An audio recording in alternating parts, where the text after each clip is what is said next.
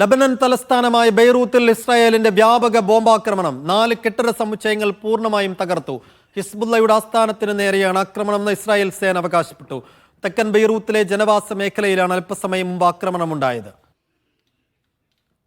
സൈഫുദ്ദീൻ, ഇതുവരെ ഉണ്ടായ ആക്രമണങ്ങളിൽ ഏറ്റവും വലുത് എന്ന് വിശേഷിപ്പിക്കാവുന്ന ഒരു ആക്രമണമാണ് ഇപ്പോൾ ഈ തെക്കൻ ലബനാനിലെ ലാഹിയ പ്രദേശത്ത് ഉണ്ടായിരിക്കുന്നത്. 4 കെട്ടിടങ്ങൾ പൂർണ്ണമായി തകർന്നു എന്ന് പറയുമ്പോഴും 9 കെട്ടിടങ്ങളുള്ള ഒരു വലിയ കെട്ടിട സമുച്ചയമാണ്. അതിൽ 4 കെട്ടിടങ്ങൾ പൂർണ്ണമായി തകർന്നിരിക്കുന്നു, ബാക്കി കെട്ടിടങ്ങൾ ഭാഗികമായി തകർന്നിരിക്കുന്നു. ഇതിൽ വലിയ തോതിൽ ആളുകൾ തിങ്ങി താമസിച്ചിരുന്ന ഒരു പ്രദേശമാണ് എന്നതാണ് ഒരു പ്രത്യേകത. പക്ഷേ നമുക്കറിയാം, ഏതാനും ദിവസങ്ങളായി ഇപ്പോൾ ഈ ആക്രമണം തുടങ്ങിയതിന്, വ്യോമാക്രമണം തെക്കൻ ലബനാനിൽ വ്യാപകമായി തുടങ്ങിയതിന് ശേഷം നിരവധി ആളുകൾ അവരുടെ താമസ സ്ഥലങ്ങൾ വിട്ട് മറ്റിടങ്ങളിലേക്ക് മാറിയിരുന്നു. അതുകൊണ്ട് തന്നെ എത്രമാത്രം ആളുകൾ ഇപ്പോൾ ഇതിൽ കൊല്ലപ്പെട്ടിട്ടുണ്ട്, അല്ലെങ്കിൽ എത്ര ആളുകൾക്ക് പരിക്കേറ്റിട്ടുണ്ട് എന്ന കാര്യത്തിൽ ഇപ്പോഴും ഒരു വ്യക്തതയില്ല. ആംബുലൻസുകളും മറ്റും ഈ പ്രദേശത്തേക്ക് എത്തിച്ചേർന്നിരിക്കുന്നു. വലിയ തരത്തിലുള്ളൊരു പുകപടലം, അതുപോലെ വലിയ തരത്തിലുള്ള ഈ പുകയും കരിയുമെല്ലാം നിറഞ്ഞ ഒരു സാഹചര്യമാണ് ഈ പട്ടണത്തിലുണ്ടായിരുന്നത് എന്നുള്ളതാണ് വാർത്തകൾ വന്നുകൊണ്ടിരിക്കുന്നത്. ആളുകൾക്ക് അങ്ങോട്ടേക്ക് എത്തിപ്പെടാൻ പറ്റാത്ത വിധത്തിലുള്ള, ആംബുലൻസുകൾക്കും മറ്റും എത്തിപ്പെടാൻ പറ്റാത്ത തരത്തിലുള്ള വലിയ പ്രശ്നങ്ങൾ അവിടെ ഉണ്ടായിട്ടുണ്ട്. വലിയ തരത്തിലുള്ള പുകപടലങ്ങൾ ഉണ്ടായിട്ടുണ്ട് എന്നുള്ളതാണ് അറിയാൻ സാധിച്ചത്. ഹിസ്ബുള്ളയുടെ നേതാക്കൾ, അവരുടെ പ്രധാനപ്പെട്ട കമാൻഡർമാർ താമസിച്ചിരുന്ന ഒരു ഇടം, അവരുടെ ഒരു ആസ്ഥാന മന്ദിരം കൂടിയാണ് ഈ പ്രദേശത്തുള്ളത്. അതിനെയാണ് തങ്ങൾ ലക്ഷ്യമിട്ടത് എന്ന് ഇസ്രായേൽ സേന പറയുന്നുണ്ട്. അതിൽ തന്നെ എത്ര പേർക്ക് ഇതിൽ ഈ ഒരു ആക്രമണം അവരുടെ ലക്ഷ്യത്തിലേക്ക് എത്താൻ സാധിച്ചു എന്നതിനെക്കുറിച്ച് ഇപ്പോൾ അവർക്ക് പറയാൻ സാധിക്കുന്നില്ല. ഏതെല്ലാം കമാൻഡർമാർ ആ പ്രദേശത്ത് അപ്പോഴുണ്ടായിരുന്നു എന്നതിനെ സംബന്ധിച്ച് വിവരങ്ങളില്ല. ഹസൻ നസ്രുള്ള ഉൾപ്പെടെയുള്ളവരുടെ നേതാക്കൾ താമസിച്ചിരുന്ന സ്ഥലമാണ് ഇത് എന്ന് പറയപ്പെടുന്നുണ്ട്. എന്നാൽ ഹസൻ നസ്രുള്ള ഇപ്പോൾ സുരക്ഷിതനാണ് എന്ന് ഇറാനിയൻ മാധ്യമങ്ങൾ റിപ്പോർട്ട് ചെയ്യുന്നുണ്ട്. ഈ ആക്രമണവുമായി ബന്ധപ്പെട്ടുള്ള മറ്റ് പ്രതികരണങ്ങളും വന്നുകൊണ്ടിരിക്കുന്നുണ്ട്. പെൻറ്റഗണിൻ്റെ ഭാഗത്തുനിന്നുള്ള പ്രതികരണം ഇപ്പോൾ വന്നു കഴിഞ്ഞു. ഈ ബെയ്റൂത്തിലെ ഇപ്പോഴത്തെ ആക്രമണവുമായി അമേരിക്കയ്ക്ക് യാതൊരു ബന്ധവുമില്ല. തങ്ങളിത് അറിയുന്ന ഈ ആക്രമണത്തെ സംബന്ധിച്ചുള്ള വിവരങ്ങളൊന്നും തങ്ങളുടെ പക്കലില്ല എന്ന തരത്തിലുള്ളൊരു പ്രതികരണം പെൻറ്റഗൺ ഉന്നയിക്കുന്നുണ്ട്. ഇപ്പോൾ ഈ യുദ്ധവിദഗ്ധരായ ആളുകൾ പറയുന്നത് ഏറ്റവും പുതിയ തരത്തിലുള്ള ഒരു ബോംബാണ് ഇവിടെ ഇസ്രായേൽ പ്രയോഗിച്ചിരിക്കുന്നത്. അത്തരത്തിലുള്ളൊരു തുടർ സ്ഫോടനങ്ങളാണ് അവിടെ സംഭവിച്ചിരിക്കുന്നത്. തുടർച്ചയായ 10 സ്ഫോടനങ്ങൾ ഇവിടെ ഉണ്ടായതായിട്ടുള്ള വാർത്തകളാണ് വരുന്നത്. 10 സ്ഫോടനങ്ങളിൽ മിസൈലുകളും ബോംബുകളും എല്ലാം ഉപയോഗിച്ചിട്ടുണ്ട്. ഒരേ സമയം ഈ കെട്ടിട സമുച്ചയത്തിൻ്റെ വിവിധ ഭാഗങ്ങളിൽ നിന്ന് സ്ഫോടനങ്ങൾ ഉണ്ടായതായിട്ടുള്ള റിപ്പോർട്ടുകളാണ് വരുന്നത്. ഇത് ഇസ്രായേലിലെ ഹിസ്ബുള്ള ആസ്ഥാനം എന്ന് പറയുമ്പോഴും അതൊരു വലിയ ജനവാസ മേഖലയാണെന്ന് മനസ്സിലാക്കണം.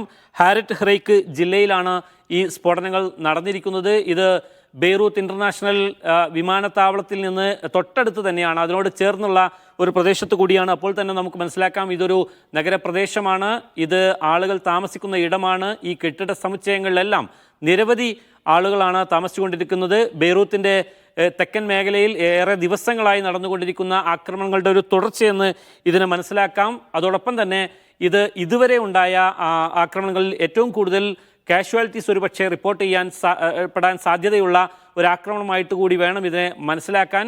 തീർച്ചയായും മുജീബ് സൂചിപ്പിച്ചതുപോലെ തന്നെ 700ഓളം പേരാണ് നേരത്തെ ബെയ്റൂത്തിൽ ഇസ്രായേൽ നടത്തിയ വലിയ വ്യോമാക്രമണത്തിൽ കൊല്ലപ്പെട്ടത്. അതിന് മുകളിൽ ആൾനാശമുണ്ടാകാൻ സാധ്യതയുള്ള ആക്രമണമാണ് ഇപ്പോൾ ഏറ്റവും ഒടുവിലായി ബെയ്റൂത്തിൽ നടന്നത് എന്നതിൻ്റെ സൂചനകളാണ് വരുന്നത്. അതേസമയം തന്നെ കരയാക്രമണത്തിനും ഇസ്രായേൽ ഒരുങ്ങുന്നതായുള്ള വിവരങ്ങളുണ്ട്. അതിൻ്റെ വിശദാംശങ്ങൾ കൂടി വേണം മുജീബ്. അതിനു മുമ്പ് MCA നാസറിലേക്ക് പോകുന്നു. MCA, ഈ ലബനനിൽ വ്യാപകമായ ആക്രമണം നടത്തിക്കൊണ്ടിരിക്കുമ്പോൾ അതേസമയം ഗസയിലും ആക്രമണം നടത്തിക്കൊണ്ടിരിക്കുന്നതിനിടയിൽ ഇപ്പോൾ നെതന്യാഹു ഉള്ളത് UN പൊതുസഭയിലാണ്. അപ്പോൾ ഈ മറ്റിടങ്ങളിലേക്ക് കൂടി ആക്രമണം വ്യാപിപ്പിക്കുന്നതിൻ്റെ, ഗസയിലെ യുദ്ധം തുടരുന്നതിൻ്റെ കാര്യത്തിലൊക്കെ എന്താണ് ഇസ്രായേലിൻ്റെ നിലപാടായിക്കൊണ്ട് നെതന്യാഹു പ്രഖ്യാപിക്കുന്നത് UN-ൽ? സൈഫുദ്ദീൻ, 21 ദിവസം നീണ്ടു നിൽക്കുന്ന ഒരു വെടിനിർത്തലിന് വേണ്ടി ഫ്രാൻസും അമേരിക്കയും അതോടൊപ്പം തന്നെ മറ്റ് യൂറോപ്യൻ രാജ്യങ്ങളും ഒക്കെ അത്തരമൊരു നിർദ്ദേശം മുന്നോട്ട് വെച്ചിരുന്നു. ഇതൊക്കെ തള്ളിക്കൊണ്ടാണ് കൂടുതൽ വ്യാപ്തിയുള്ള മേഖലാ യുദ്ധത്തിലേക്ക് കാര്യങ്ങൾ കൊണ്ടുപോകാനുള്ള വളരെ ആസൂത്രിതമായിട്ടുള്ള ഒരു നീക്കം നടക്കുന്നത്. നെതന്യാഹുവിൻ്റെ ഇന്ന് UN-ൽ നടത്തിയ പ്രകോപനപരമായിട്ടുള്ള പ്രസംഗത്തിലും അദ്ദേഹം വ്യക്തമാക്കുന്നത് ഇറാനിലെ എല്ലാ ഭാഗങ്ങളിലേക്കും ചെന്നെത്താനുള്ള പ്രാപ്തിയും അതിനുള്ള കരുത്തും തങ്ങൾക്കുണ്ട്. അതിശക്തമായിട്ട് തന്നെ ഇറാനെ ലക്ഷ്യം വെച്ചുകൊണ്ടുള്ള ഏത് ആക്രമണവും നടത്താൻ ഒരുക്കമാണ്. അതായത് നേരത്തെ തന്നെ നെതന്യാഹു ലക്ഷ്യമിട്ടത് ഇറാനെ കൂടി, അമേരിക്കയെയും ഇറാനെയും രംഗത്തിറക്കിക്കൊണ്ട് ഇതൊരു മേഖല യുദ്ധത്തിലേക്ക് കൊണ്ടുപോവുക എന്നതായിരുന്നു. അതിനുവേണ്ടിയായിരുന്നു ഗസയിൽ ഇത്രയും വ്യാപ്തിയുള്ള ഒരു ആക്രമണം തുടർന്നുകൊണ്ടേയിരിക്കുന്നത്. അതിന് പിന്നാലെയാണ് ഇപ്പോൾ ലബനാന് നേരെയുള്ള ഈ ആക്രമണം പോലും അതിൻ്റെ കൃത്യമായിട്ടുള്ള ഒരു സൂചനയായിട്ട് തന്നെ നമ്മൾ വിലയിരുത്തേണ്ടി വരികയാണ്. കാരണം പിന്നെ ഇതിന് വളരെ ശക്തമായിട്ടുള്ള പ്രതികരണം അത് കേവലം ഹിസ്ബുല്ലയുടെ ഭാഗത്തു നിന്ന് മാത്രമല്ല, പിന്നെ സിറിയയിൽ നിന്നും ഇറാഖിൽ നിന്നും അതോടൊപ്പം തന്നെ യമനിൽ നിന്നുമൊക്കെ പിന്നെ ഇതിന് തിരിച്ചടി ഉണ്ടാകുമെന്ന കാര്യം ഉറപ്പാണ്. അതുകൊണ്ട് തന്നെ അത്രയും വ്യാപ്തിയുള്ള ഒരു ആക്രമണം നടത്തി പ്രകോപനപരമായിട്ടുള്ള ഒരു സാഹചര്യം രൂപപ്പെടുത്തിയിരിക്കുന്നു. നിരവധി പേർ കൊല്ലപ്പെട്ടതായിട്ടുള്ള റിപ്പോർട്ടുകൾ പുറത്തു വരുന്ന ഒരു സാഹചര്യത്തിൽ തീർച്ചയായിട്ടും ഇതൊരു മേഖലാ യുദ്ധം തടയാനുള്ള നയതന്ത്ര നീക്കം ഏറെക്കുറെ ഇപ്പോൾ ഈ ഘട്ടത്തിൽ പൂർണ്ണമായിട്ടും പരാജയപ്പെട്ടിരിക്കുകയാണ്. ഇന്ന് നെതന്യാഹുവിൻ്റെ പ്രസംഗം അറബ് മുസ്ലിം രാജ്യങ്ങളുടെ പ്രതിനിധികളൊക്കെ തന്നെ UN-ൽ ബഹിഷ്കരിച്ചിരുന്നു. പക്ഷെ അദ്ദേഹം പിന്നെ നെതന്യാഹു വളരെ കൃത്യമായി തന്നെ പറഞ്ഞത് ഈ ഗസയെ പൂർണ്ണമായിട്ടും നിരായുധീകരിക്കേണ്ടതുണ്ട്, ഹമാസിനെ പൂർണ്ണമായിട്ട് അമർച്ച ചെയ്യേണ്ടതുണ്ട്, ബന്ദികളുടെ മോചനം ഉറപ്പാക്കേണ്ടതുണ്ട്.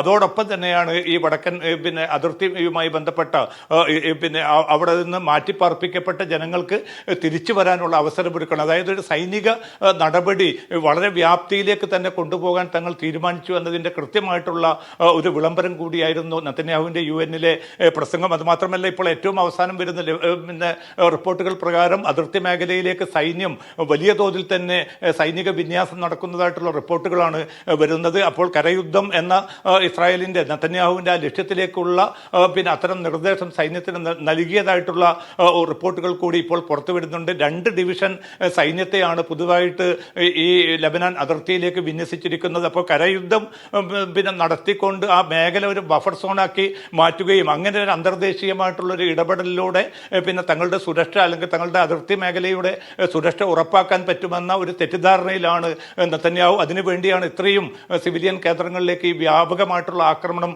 തുടർന്നുകൊണ്ടിരിക്കുന്നത്. അതുകൊണ്ട് തന്നെ ഇനിയൊരു മേഖലാ യുദ്ധത്തിലേക്ക് കാര്യങ്ങൾ കൈവിട്ടു പോകുന്ന പിന്നെ കൃത്യമായിട്ടുള്ള സൂചന കൂടിയാണ് ഈ ബെയ്റൂത്തിൽ ഇപ്പോൾ നടന്നിരിക്കുന്ന സ്ഫോടനം വ്യക്തമാക്കുന്നത്. ഹസൻ നസ്രുള്ളയും അതോടൊപ്പം തന്നെ മറ്റ് പിന്നെ കമാൻഡർമാരും അവർ സുരക്ഷിതരാണ് എന്ന് ഹിസ്ബുല്ല വ്യക്തമാക്കുന്നുണ്ട്.